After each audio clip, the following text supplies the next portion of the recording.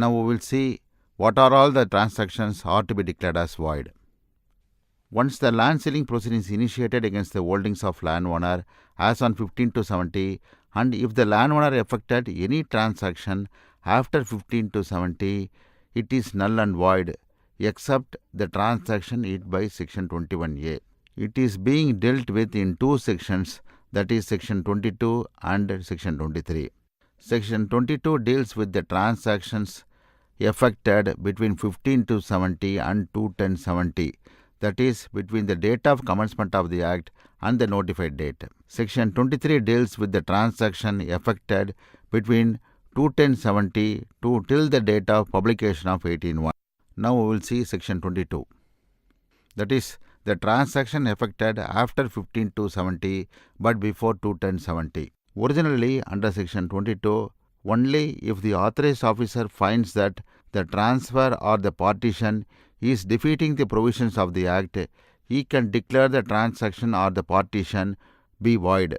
But contrary to the above provision of section 22, the authorized officer in a number of cases had validated the transactions attracting section 22. Therefore, the extent covered in such transfers were excluded from the holdings of the landowner.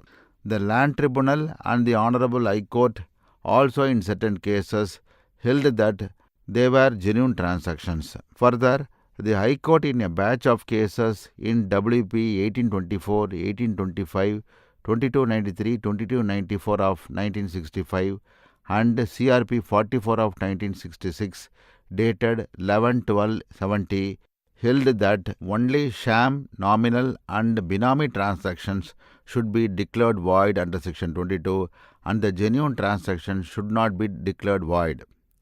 Since the above judgment was contrary to the very scope of section 22, appeals were filed before Supreme Court of India, and the Supreme Court of India in CA numbers 2542 to 2544 of 72 dated 4/5/79 reported in AIR 1979 SC 1487 held that it is not the case of bona fide or mala fide transaction for purposes of section 22, and any transaction good or bad which amounts to the reduction of surplus should be declared void under section 22. Based on the Supreme Court of India ruling, the Act was amended under the Amended Act 11 of 96, and accordingly section 22(2) was inserted, and as per section 22(2), whether the transfer or partition is bona fide or not, it should be construed as defeating the provisions of the Act and has to be declared void. In these slides, we will see how the transactions attracted under section 22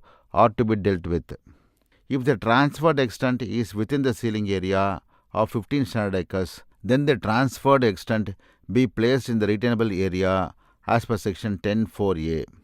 If the transferred extent is in excess of ceiling area, that is, the transferred extent is more than 15 standard acres, then the transferred extent should be included in the order of preference as stated under section 10(4)(b). Section 23 deals with transactions made on or after 21070 but before the publication of 18.1.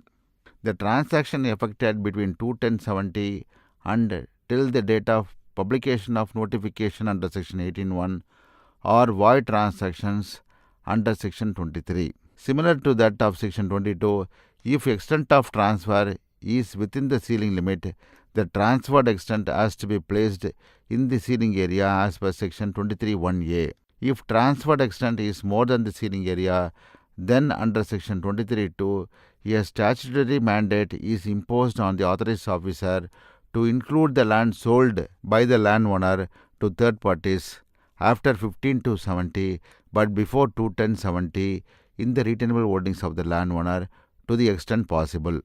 Though section 23(2) does not specify the manner in which the sale should be accommodated, yet by judicial dictum it is well settled that the sales have to be arranged in a chronological manner for accommodation for the purpose of section 23(2). The effect of section 22 and 23 is that all transactions effected by landowner after 15 to 70 to till the date of publication of notification under Section 18(1) or void transaction subject to the provisions of Section 21A. On and from the date of 18(1), the surplus lands are vested in government, free from all encumbrances. Therefore, all lands held in excess of ceiling area as on 15 to 70 are surplus lands except the lands covered under Section 21A.